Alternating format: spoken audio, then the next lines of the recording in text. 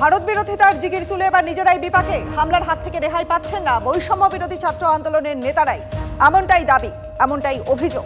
ঢাকা থেকে বান্দরবানের লামা যাওয়ার পথে নারায়ণগঞ্জের গাড়িতে হামলা, বৈষম্য বিরোধী ছাত্র আন্দোলনের কেন্দ্রীয় সমন্বয়কের গাড়িতে হামলা, আহত বেশ কয়েকজন। হামলাকারী কারা সে বিষয়ে চুপ ছাত্র আন্দোলনের মুখ্য সংগঠক।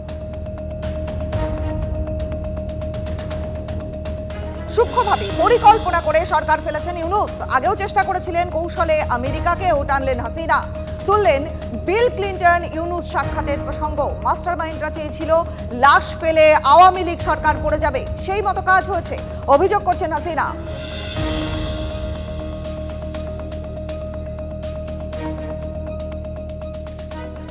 ডক্টর ইউনূস সে বহুদিন থেকে চেষ্টা করেছিল, 2007 দল করার চেষ্টা করেছিল, ব্যর্থ হয়েছিল। এরপর সে ষড়যন্ত্রে লিপ্ত হয় এবং সেটা সে নিজেই বলেছে। যখন জাতিসংঘে গিয়েছিল বিল ক্লিন্টন ফাউন্ডেশনের এক অনুষ্ঠানে, বিল ক্লিন্টনের সঙ্গে পরিচয় করার সময় সে বলেছিল যে 2024 জুলাই 7 তারিখ থেকে যে কোটা আন্দোলন শুরু হয়, এটা কোনো ছাত্র জনতার আন্দোলন ছিল না, এটা ছিল তার মেটিকুলাসলি ডিজাইন করা একটা পরিকল্পিতভাবে আন্দোলন, যার মাধ্যমে আমাকে ক্ষমতাচ্যুত করে এবং তার মাস্টার মাইন্ড দিয়ে সে পরিকল্পনা করে এটা করেছিল। বাংলাদেশের হিংসার বিরুদ্ধে প্রতিবাদের ঝড় আমেরিকার মিশিগানেও। বাংলাদেশের জাতীয় সঙ্গীত গেয়ে প্রতিবাদ আমেরিকার রাজপথে।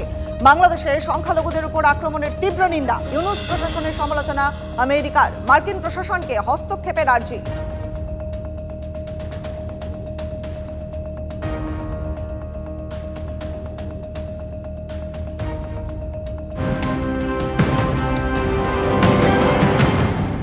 তিলক মুছে মালা খুলে পরিচয় লুকাতে হচ্ছে, সিঁদুর পরে বাইরে বেরোনো দায়। মহিলারা বাড়িতেই রয়েছেন ভয় সিটিয়ে। মৌলবাদীদের চরম অত্যাচারের শিকার বাংলাদেশের হিন্দুরা। পেট্রাপোলে আসা বাংলাদেশি দম্পতির মুখে হাড় হিম করা বর্ণনা। ইউনূস সরকারের আমলে হিন্দুদের টেকা দায়। ভীত সন্ত্রস্ত বাংলাদেশের হিন্দুরা দ্রুত শান্তি ফেরানোর আর্জি জানানো হচ্ছে।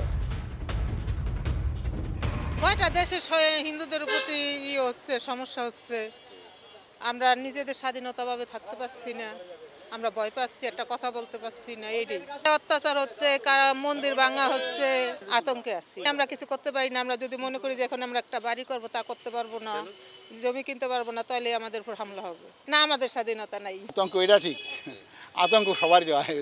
এদিকে কেউ কেউ মনে করছে কি যুদ্ধ হয় ইন্ডিয়া বাংলাদেশের সঙ্গে, এই জন্য যুদ্ধ হয়, এই জন্য তো আতঙ্ক লাগে। স্বাধীনভাবে তো থাকা সম্ভব না এখানে, তো ধরেন মানে কিছুটা কোণঠাসা হয়ে থাকতে হয় আপাতত এই মুহূর্তে।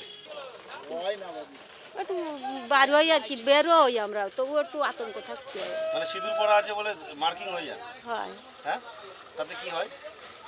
হিন্দু মানুষ আমরা।